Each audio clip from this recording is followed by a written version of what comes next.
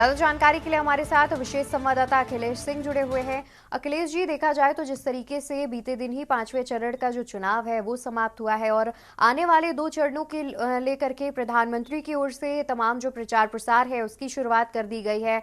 आज 2 राज्यों के दौरे पर हैं, जनसभाओं को संबोधित करेंगे। इससे क्या कुछ जो चुनावी समीकरण है वो देखा जा रहा है?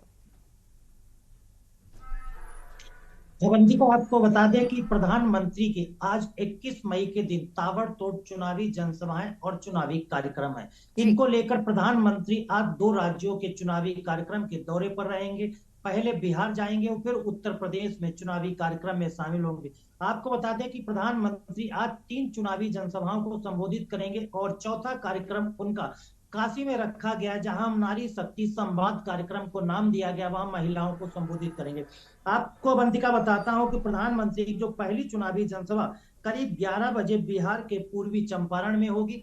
वहीं दूसरी चुनावी सभा प्रधानमंत्री के बिहार के महाराजगंज में 12 बजे के आसपास होगी और तीसरी चुनावी जनसभा उत्तर प्रदेश के प्रयागराज में होगी। इसका समय करीब 3:45 रखा गया है।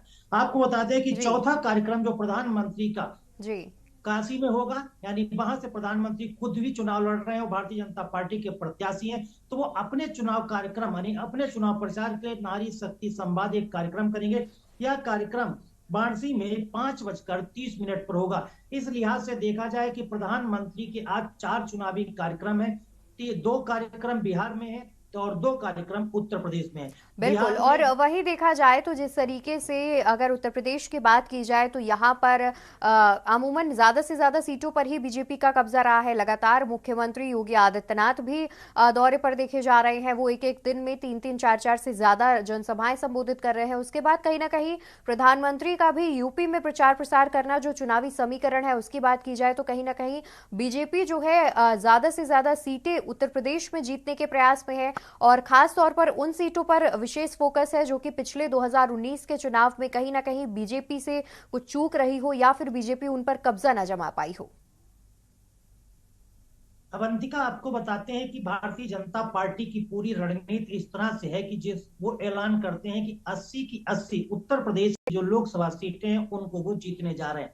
हालांकि आपको बताते हैं कि 2019 के लोकसभा चुनाव में भारतीय जनता पार्टी ने 62 लोकसभा सीटों पर विजय हासिल की थी और वो रिकॉर्ड भारतीय जनता पार्टी हर हालत में दोहराना चाहती है। लेकिन जो चुनावी जनसभाएं होती हैं, चुनावी कार्यक्रम होते हैं या फिर मीडिया से बात भारतीय जनता पार्टी का कोई स्टार प्रचारक हो, चाहे प्रधानमंत्री नरेंद्र मोदी हो, केंद्रीय गृह मंत्री अमित शाह हो, भारतीय जनता पार्टी के राष्ट्रीय अध्यक्ष जेपी नड्डा या फिर उत्तर प्रदेश के मुख्यमंत्री योगी आदित्यनाथ, कोई भी स्टार प्रचारक जब चुनावी कार्यक्रम में उतरता है तो वो 80 की 80 सीटें जीतने का दावा जरूर करता है। लेकिन जिस तरह से उत्तर प्रदेश में इस बार लोकसभा चुनाव के दौरान चुनावी माहौल देखने को मिल रहा है, उसमें समाजवादी पार्टी कांग्रेस यानी इंडिया गठबंधन का भारतीय जनता पार्टी से कड़ा मुकाबला है। लेकिन अगर जी। बहुजन समाज पार्टी देखी जाए तो उसमें कुछ खास उस तरह की टक्कर नहीं देखने को मिल रही है। 1-2 सीटों पर भले वो टक्कर में कहीं दिख रही हो, लेकिन उसको जो माहौल उत्तर प्रदेश के चुनाव में वोट कटवा के तौर पर ही देखा जा रहा है।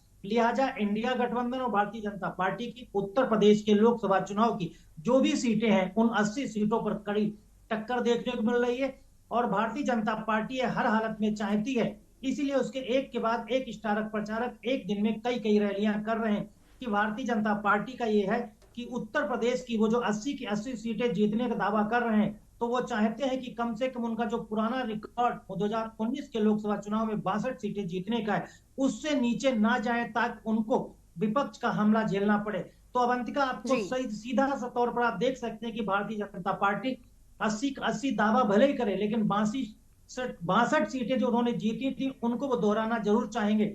लेकिन जो बिल्कुल। कड़ा मुकाबला इंडिया गठबंधन यानी कांग्रेस सपा भारतीय जनता पार्टी को उत्तर प्रदेश में देती दिख रही है, इससे तो अंदाजा लगाया जा सकता है कि जब 4 जून को वोटों की गिनती होगी उस समय कौन किस पर भारी पड़ेगा। लेकिन कड़ा मुकाबला उत्तर प्रदेश में जरूर है, जहां भारतीय जनता पार्टी को इंडिया गठबंधन कड़ी टक्कर दे रहा है और प्रधानमंत्री जब भी उत्तर प्रदेश में कोई रैली करते हैं तो दो शहजादों का जिक्र जरूर करते हैं। यानी आप बिल्कुल। कह और सकते वहीं हैं राहुल अखिलेश जी गांधी देखा जाए और तो अखिलेश अमूमन यादव कहा की भी बात जाता करते है हैं। कि लोकसभा चुनाव हो और यूपी अहम ना माना जाए, क्योंकि यूपी जो है एक बड़ा दबदबा रखता है लोकसभा चुनाव की अगर बात की जाए उसमें।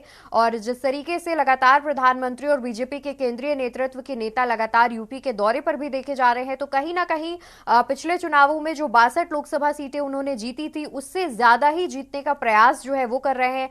लेकिन देखा जाए तो एक और सपा और कांग्रेस का गठबंधन भी है, तो वहीं बसपा जो कि किसी भी गठबंधन में शामिल नहीं है, वो सपा कांग्रेस के गठबंधन और बीजेपी यानी कि एनडीए गठबंधन में वोटों की सेंधमारी का काम करती हुई जरूर नजर आ रही है। कहीं ना कहीं कुछ वोट ऐसे भी हैं जो कि बसपा के खाते में जा रहे हैं, जिससे दोनों ही गठबंधनों को, चाहे इंडिया गठबंधन की बात की जाए या फिर इंडिया गठबंधन की, दोनों ही गठबंधनों को जो है सेंधमारी का सामना करना पड़ेगा। बहुत शुक्रिया आपका अधिक जानकारी दर्शकों तक पहुंचाने।